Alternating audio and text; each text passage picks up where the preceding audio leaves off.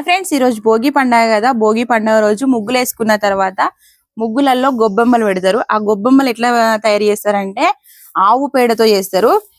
ఆవు పేడతో చేసిన తర్వాత ఇందులో గరక గడ్డి ఉన్ను దీన్ని పిండి కూర అంటారు. ఈ పిండి కూర, గరక గడ్డి, పువ్వులు, ధాన్యాలు, ధాన్య రాశులతో నిండిపోయి ఉంటది సంక్రాంతి పండుగ అంటేనే. అందుకనే మనకు పండించిన ధాన్యాలు ఉంటాయి కదా, అవి అయితే వేసుకుంటారు అన్నట్టు. మేము బబ్బర్లు, పెసళ్ళు, శనగలు ఇవి వేసినాము. ఇంకా రేగుపళ్ళు కూడా వేస్తారు. రేగుపళ్ళు లేవు. ఇట్లా ముగ్గు, ఇది మేము వేసిన ముగ్గు. ఇక్కడ భోగి ఇంకా చూపిస్తుందా. ఇవన్నీ ఈ గొబ్బెమ్మలు అనేవి ముగ్గుతో పాటు గడపల పైన కూడా పెడతారు అన్నట్టు. ఇది మెయిన్ ఎంట్రన్స్ గేట్ దగ్గర, ఇట్లా గేట్ దగ్గర పెట్టినాము.